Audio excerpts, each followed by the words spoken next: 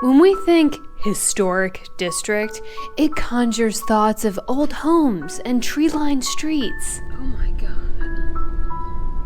In the Rust Belt, that's still true, but requires a very different perspective and far more brazen willingness to explore. These are old homes. They are historically and architecturally significant. But you won't see tourists here, and you damn well better believe there's no gift shop. But I'm not here for aesthetics. I'm here to stand on the backbone of America, in what is now a wasteland built into a hill, a community known as Iron Soup. This is one of the most monumental things ever built in the history of all time. How could you not want to save it, not want to be here? In 1900, the Youngstown Sheet and Tube Steel Company opened its doors at the base of the hill and was destined to become one of the most important steel companies in the U.S. Hundreds and hundreds and hundreds of people, guys and their wives, girlfriends, coming over through Ellis Island and flooding into the Youngstown Sheet and Tube, which was hiring a ton of people a day. And they said, well, where are we all going to live? And they were living in boxes and shanties and in streets. So in 1916, they got pissed off and they burned the city to the ground. Oh. And the Youngstown Sheet and Tube said, well, we can't have this. This isn't productive to our business model. So they said, we're going to build the greatest places on earth. And they did. That is the very condensed version, but yes, wage and living conditions caused factory strikes that sent the labor community over the edge, and Youngstown Steel and Tube knew they would need a better way to provide for, if not control, their workers. Plans were drawn for what's called a company town, a prefab concrete community strictly for workers. Given the date and the design, the company town is essentially one of the first apartment complexes ever built in the U.S. It was engineered to be insulated from outside reliance, having its own stores, schools, rec facilities, and while small, offer families amenities unprecedented at the time.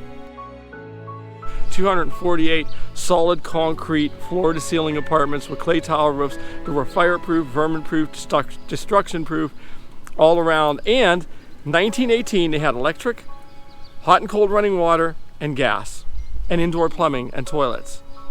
Some of the Rockefellers weren't that lucky. If built by a company, it's obviously housing for families, but also has to be functional, and that is the feature of these that I like so much. So when we were walking around, Tim pointed out that there were basements, which isn't unusual in this part of the country to have basements, but there is no inside door that connects to the downstairs basement.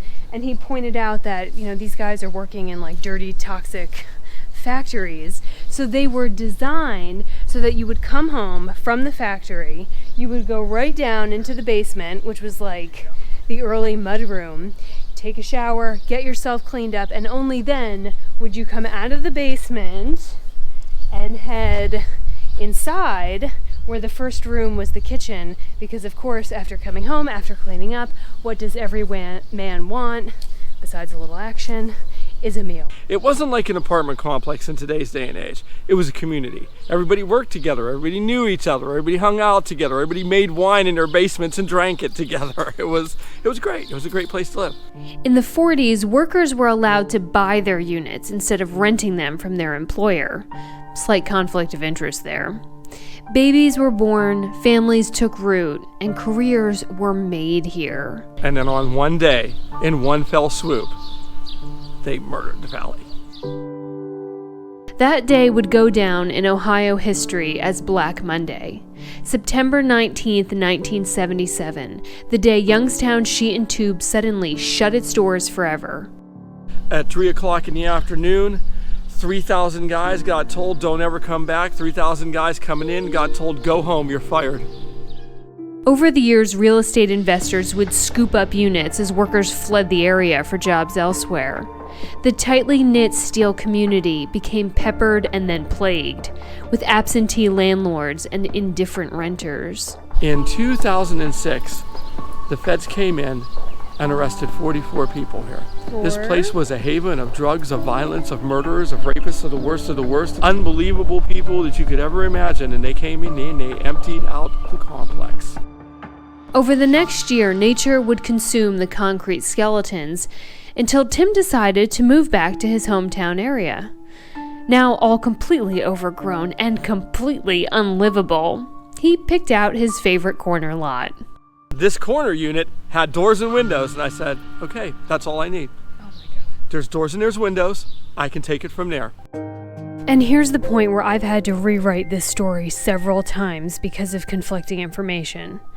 With the help of volunteers, some restoration and cleaning work has been done, but given its timeline, there's sharp debate over the progress and use of the money that's been donated. This one is being restored, cleaned and restored. Maybe I'm more sensitive to drug-related issues because of my documentaries, but given a raid right before my arrival and noticing undercover cars while filming tells me there's a whole lot more to the current situation here beyond abandonment.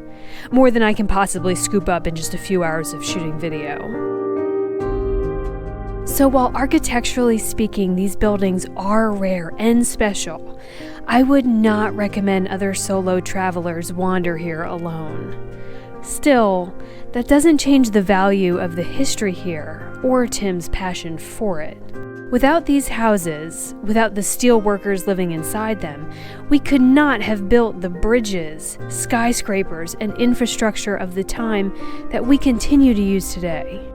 For that reason, I truly do hope Iron Soup is saved. You have to, have some dedication to the people who were here, who built America, the guys who lived here. They worked in the steel mills.